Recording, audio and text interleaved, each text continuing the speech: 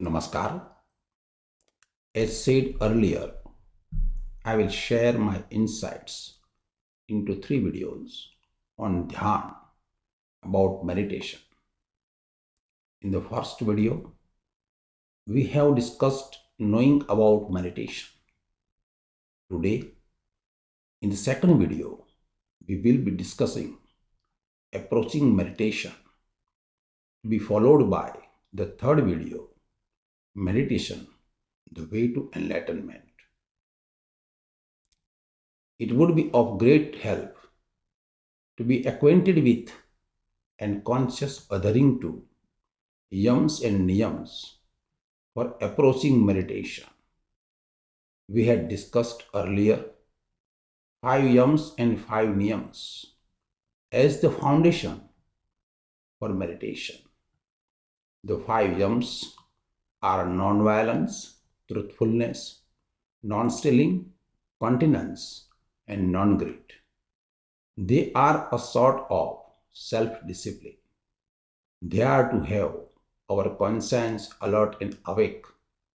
They are with a reference to others, the society around us, and to get that environment conducive to meditation.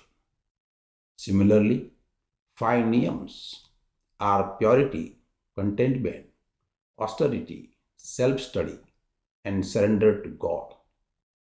These Niyams are a sort of virtuous practices. Virtuous practices are for having and maintaining our inner environment conducive to meditation. They are for our resolve to be into meditation, to orient and advance us towards enlightenment. So the self-discipline and virtuous practices are at the base for approaching meditation. As human beings, we are acquainted with our visible physical body, the continuous flow of breathing and circulating thoughts and emotions. In fact, it is thinking, contemplating, and thoughts which distinguish us from other animals. For approaching meditation, having purity and awareness of our body, breath, emotions, and thoughts is very essential. While discussing meditation is simple and easy, we discussed external preparations. The external preparations are concerned with these layers of our life, physical body, breathing, emotions, and thoughts. These aspects are discussed in 3 videos subtitled as purity of the body, purity of thought, and purity of emotions.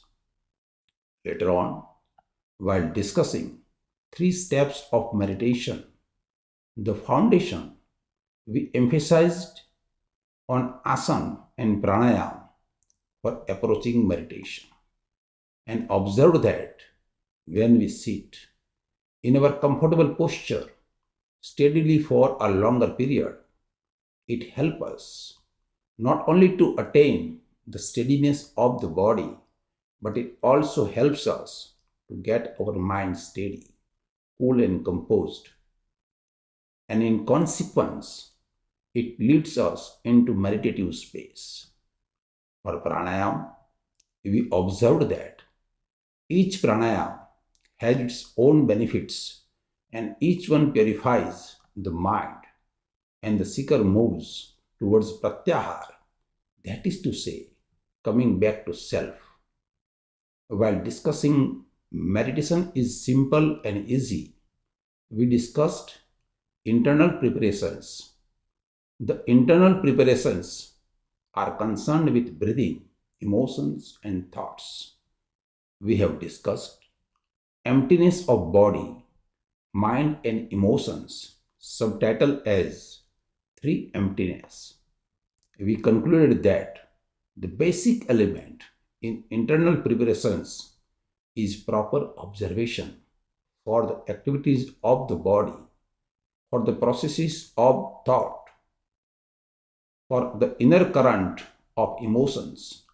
And for these asana, comfortable posture, pranayam, and catharsis could be of great help before we land up to pratyahara, that is to say, coming back to self.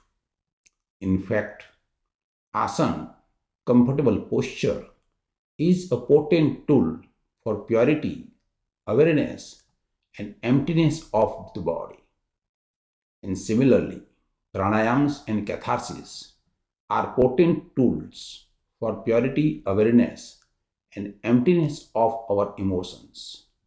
Then we dive for meditation by Pratyahara and enter into deep meditation by Dharana. Both these steps are discussed in two videos titled as Pratyahara and Dharana. While discussing Pratyahara, coming back to self, we have discussed a few of practical experiments for Pratyahara. Then it was observed after preparing ourselves for Dhyan meditation by Yams and Niyams, asanas and pranayams on the body-mind periphery, we start turning at our center of mind and heart, at the level of our thinking and feeling and perceiving. In all our perceptions and feelings, we turn our attention to our inner self, the experiencer, the subject of experience, to our being. It was concluded that the practice of Pratyahara, the continuity of Pratyahara, will lend us to Dharana, a sort of concentration. Similarly, while discussing Dharana, a sort of concentration, we have discussed a few of practical experiments for Dharana. Then it was observed in Pratyahara, we were turning back our alertness, our awareness to ourselves. Now in Dharana, we hold that Pratyahara continuously.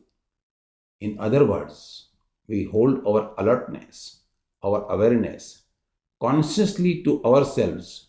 When we hold our alertness, our awareness continuously to ourselves, it is the beginning of meditation. Thus, Dharana, a sort of concentration, becomes the stepping stone for meditation. It was concluded that all these practice of Dharana has an advantage of entering Dhyan, entering into meditation.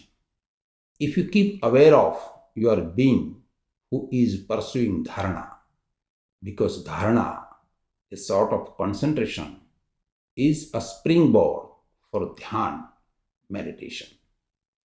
If you can create a dedicated place, maybe a corner in the home, just like in-house place of worship, where you can meditate every day, use that corner only for meditation and nothing else. That corner will be helpful to you. It will create a particular vibe, an ambience, an energy field in which you can go deeper into meditation. Moreover, if you can choose a particular time and period to meditate, that will also be very helpful. Meditate every day in the same place at the same time, and you will create an appetite and hunger for meditation within your body and mind. In the beginning, these steps will be helpful.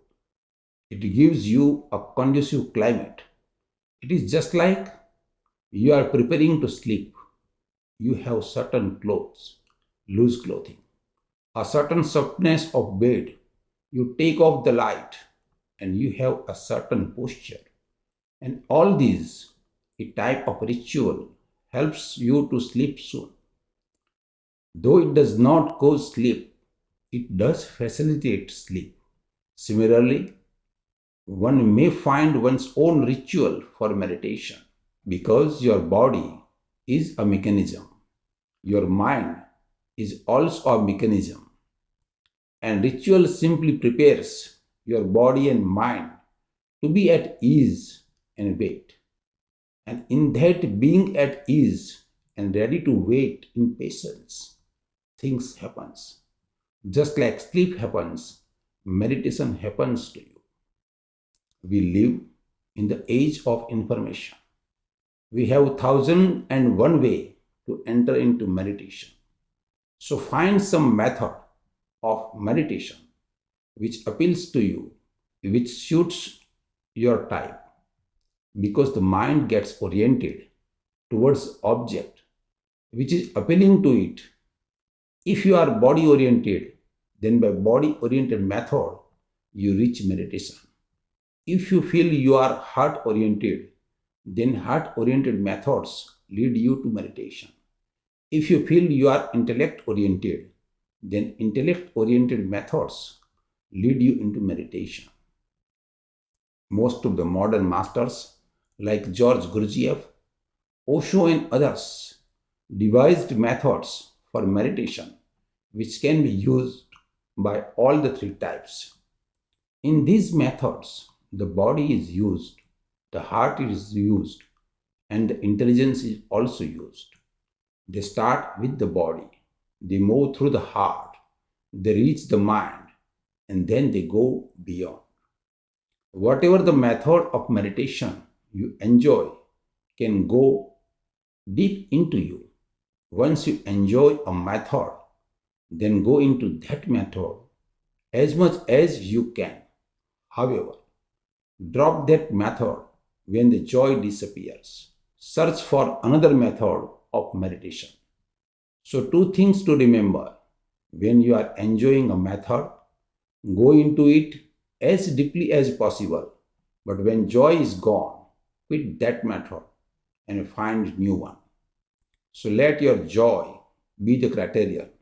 There is no need to do many meditations. Choose one or two meditations and stick to them. It is better to repeat one method many times that suits you, then it will go deeper. The process of meditation is waiting in patience, because waiting means no thinking, letting thoughts get past, like letting traffic get past, for finding the street empty, or letting clouds get dispersed for finding the sky empty. It means just sitting on the bank of the river, not doing anything with the stream to get a clean water. And when your efforts drop suddenly, meditation is there. It can happen only when you are in a tremendous surrender. When you are not there, only then can it happen. When you are a no self, no desire, not going anywhere, when you are just here and now, not doing anything, just being, it happens. Meditation is not an experience, it is happening. Thank you so much for listening. In the last and third video, we will discuss meditation, the way to enlightenment.